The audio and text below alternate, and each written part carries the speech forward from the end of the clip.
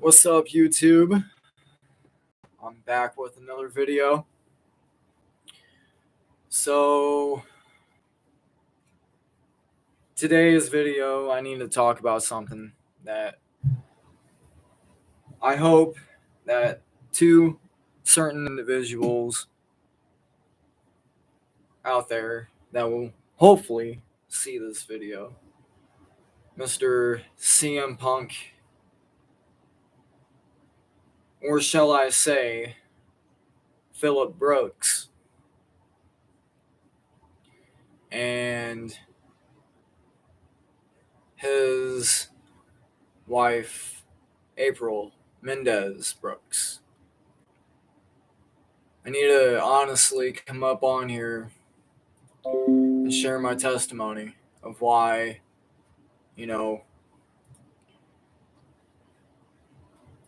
someone like me who has been a fan of professional wrestling for literally about 27 years, going on 28.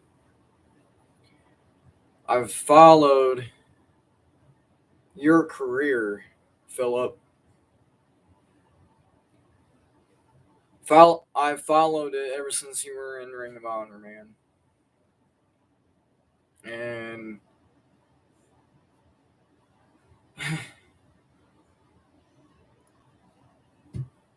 I know personally, throughout whatever I've actually seen through your career, and growing to realize myself, okay, and I'll shoot straight with you. I'll shoot straight with you right now, man. I used to be just like you when I was about, well, since I was born to I was about 17 years old. I used to live a straight edge life. Never touched drugs, even cannabis, even, even now that I do use cannabis for my medical use, for 17 years in my life, yeah, I never wanted to actually be around it, but I couldn't help the fact of how my pharmaceutical drugs treated me. And that's why I weaned myself off of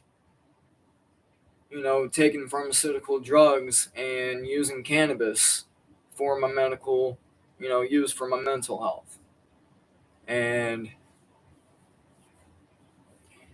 But before I actually found out what it could do for me, and all that, yeah, you damn right. I used to hate being around cannabis. I used to hate, being around people that smoke cigarettes. I used to, you know, not really drink at all. Might have had some, sips here and there, but I wasn't really a drinker. You know what I'm saying? But I know with you, you never, touched alcohol in your life. You know, you never did drugs, you never smoked. And I truly admire that. I really do. And, I can't, like I said, I cannot say the same for myself how I've lived after I turned, after basically I turned 18 years old, you know. But what I'm saying is, though, besides all that, the reason why I come to you, Phillip, in April, is because when I see you two, I see revolutionaries. I really do. I see true revolutionaries that represent, true values. No matter, honestly, no matter if it's professional wrestling, in life, you know, whatever the case may be.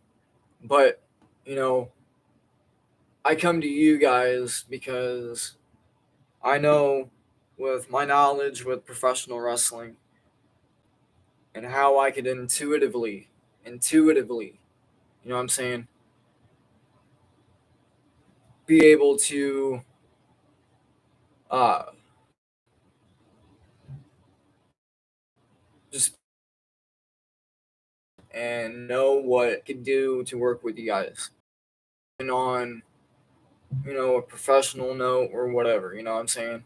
Like, that's just the personality that I have. And anybody that knows me can actually tell you the same thing because, I do have a spiritual gift when it comes down to actually reading people.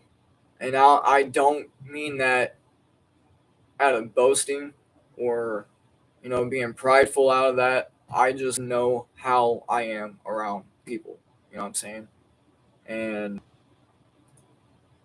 I've watched professional wrestling ever since, like I said, I was, 3 years old, basically. And here I am, fucking 30 years old, going to be 31. You know what I'm saying? And, like, I've known way too much to not be able to actually get my knowledge out there to, that passion that I love. You know what I'm saying? And the reason why I can't really wrestle is because I lost a lot of muscle mass and I became deadly sick back in 2008, 2009 when I had the swine flu. And that shit literally almost killed me. And I lost literally most of my fucking weight.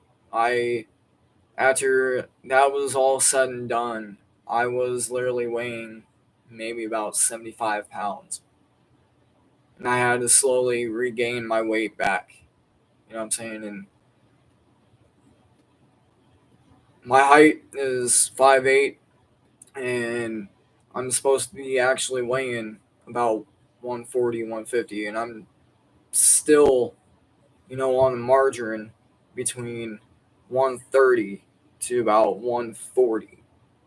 So, and that's all the weight I can actually really gain because of all the medical shit that I've been through. But besides that, I I just, with everything that I've watched and everything that I've, you know took in with professional wrestling, like whether it be the announcing, you know or commentary, or uh you know knowing how to book, a certain angle with some certain wrestler. You know what I'm saying? Even with you, Phil, like I've, did my own like inner bookings, and there's so much shit that Vince McMahon, you know,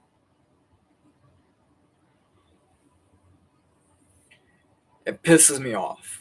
It fucking pisses me off that people like you, Phil, that had a vision for the company. You know what I'm saying? That you couldn't get your fucking voice heard. That you couldn't, get your fucking, talent, you know, more out there because of Vince McMahon. You know what I'm saying? That motherfucker held you back. And your pipe bomb back in 2001, no, fuck 21, 2011, my bad. 2011. I don't know why I said 2001. I was thinking of something different. My bad. 2011, when you costed John Cena that match and sat up there on the fucking stage and said that pipe bomb. You know, no truer words can be said much, clearly now with how shit is going. you know,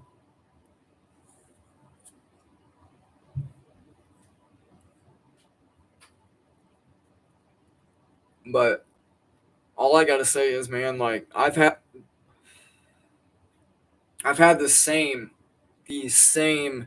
type of visions, the same type of, you know, shall I say, premonitions about, different things that I've seen in professional wrestling that I would know that would come to fruition. Hell, I'll give you a good fucking example on that.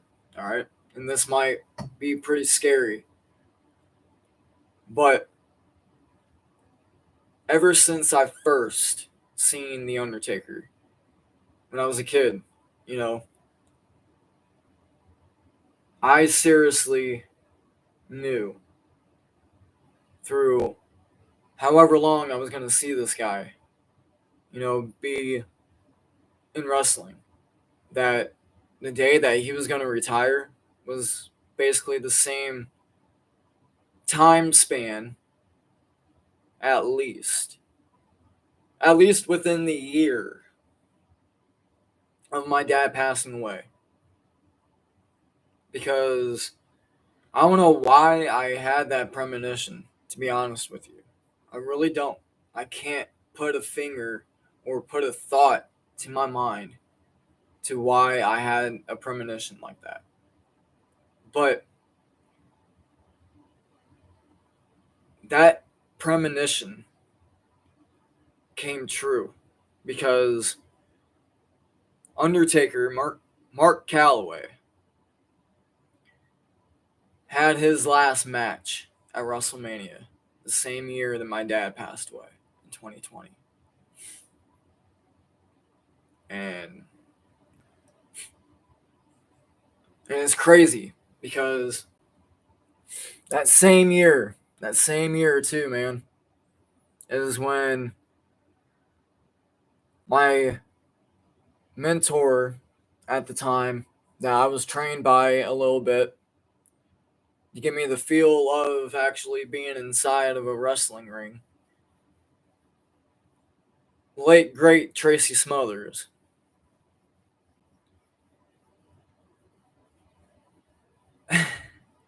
And the only person I have to thank besides, Jesus Christ. Because honestly, I always had to give thanks to Jesus Christ, no matter what I deal with and go through. But Jesus Christ honestly helped me meet my brother in arms, who still is sitting in Logan County jail.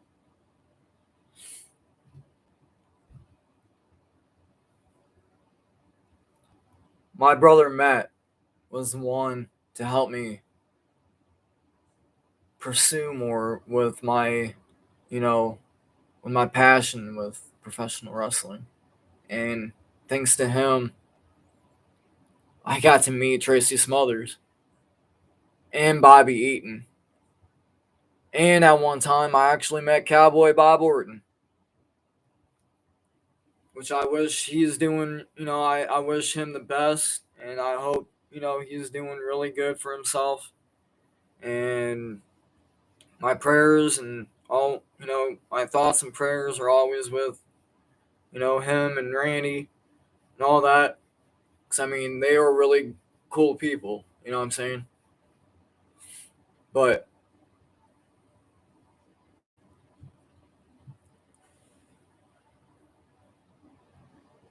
my brother Matt, this was before actually him and I hung out. And he at one point told me before, like years back. Give me a second. I know I shouldn't be vaping.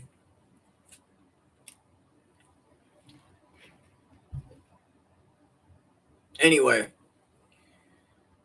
he told me when you were in IWA Mid-South Wrestling, Phil, that he met you at one point. Or seen you actually wrestle in IWA Mid-South. And,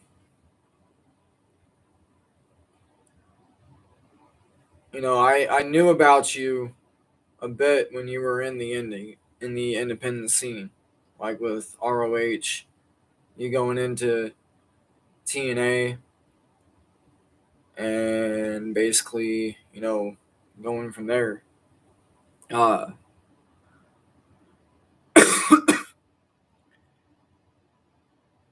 I knew honestly that someone like you was going to help revolutionize professional wrestling, and not just revolutionize it, but bring it back to what it stood for.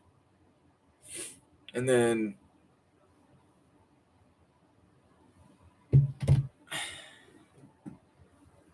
when I first seen AJ Lee, April Mendez, I seen you when Florida Championship Wrestling was a thing. Because I used to watch, you know, Florida Championship Wrestling, I believe, on the internet somehow. And that's when I first seen you. Yeah, I'm on my live stream. Huh? I'm on my live stream. Yeah, I've seen you.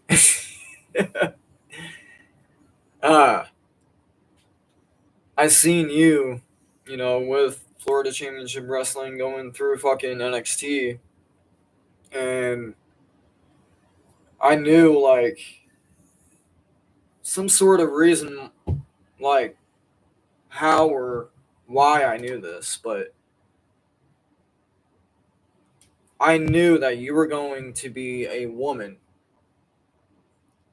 to help revolutionize. And I will put it dead honest. You and Soraya, I hope I pronounced her last name right, Devez, or Bevez, not Devez, Bevez. Soraya Bevez, aka Paige.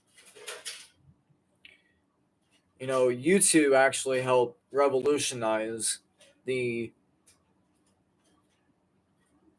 true fucking revolution of the women's division for, you know, WWE. I mean, you guys were literally the god, the god, the god, you know, mothers basically of said revolution. And like, I knew I had some sort of connection with you. You know, like some sort of psychological, if you want to say that, or spiritual, or whatever. Like I had some sort of connection with you, and I hope that who I'm actually been talking to on Facebook, which I hope you do have a Facebook and are actually talking to your fans out there. I hope, you know, it's when I was talking to whoever on Facebook,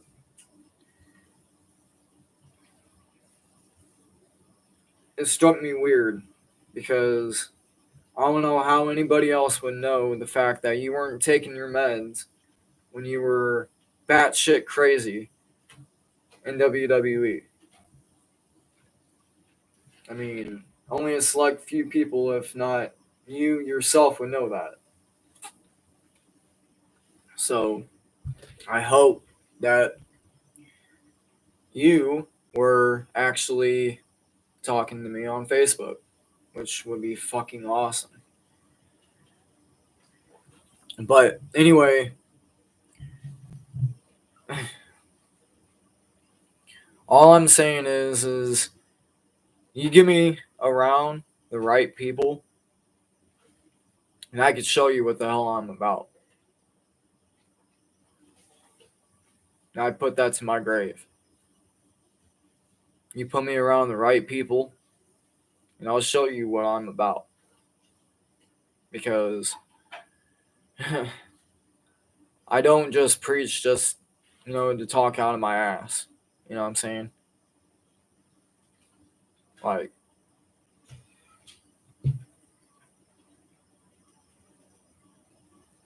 I know I don't have any credentials of my own of, like, a GED, for example. I don't have a high school diploma, never been to college. Like I said, here I am, 30 years old, and with the experiences in life that I've been through already, the true constant, besides my faith in Jesus Christ, that's guided me through life is professional wrestling. And I've literally intuitively, learned different things about how the company, especially with WWE, has actually been running. And I knew, from the fucking get go. Like, hell, even when, Vince McMahon back in, that's what I was, okay, now I remember. It was 2001, 2002, actually, 2002. When Vince McMahon made that infamous promo with bringing in the NWO. And no truer words of how Vince McMahon has fallen nowadays, 20 years ago. You know what I'm saying? With how he injected his own fucking poison, his own ego into his fucking company. And you said it right yourself, Phil, that, he's just milking his own ego through anybody that comes through his fucking business. And like us true fans sees this shit. Like I've seen throughout the 15 years, at least 15 or more years already, of how the company has literally went downhill. And sorry, not sorry, but it was literally through the fucking regime of Vince McMahon. And like I said, people like you, CM Punk, should have had a fucking better chance in that company. But anyway, like I said, man, like I can't sit here and really bullshit you, because the only way that you would actually have to realize how I am is if you literally get to know me personally. So that's why I'm saying, like, I could literally intuitively, know quite a bit about how to, help, you know, book you in a sense, or actually help, create different scenarios or whatnot. You know what I'm saying? I just got to be around the right people. That's all I got to say. So, anyway, man, I'm glad that you're back, and I hope your foot is fully healed and you're back to being, in good condition to wrestle, because we need you back. We seriously need you back. So, with that being said, I hope you hear this and hear that, like I said, I'm not just, somebody on here just to, talk out of my ass. You know what I'm saying? I've got quite a bit of knowledge, you know, and I just got to deal with it with how my fucking mental health treats me. And, you know, I'm still trying to overcome how my mental health treats me. So, like I said, besides all that, I know my truth, and that's where I'm going to leave it. So, anyway, I know I didn't really have anybody up on here, so I just wanted to, you know, reach out to you guys because I would love to meet y'all. And seriously, I know you guys would be great mentors in my life for me. You know what I'm saying? And I know we would honestly be able to change quite a bit of things. Not just with professional wrestling, but in life. You know what I'm saying? Just reach out to me, y'all. So, with that being said, I'm out. Much love.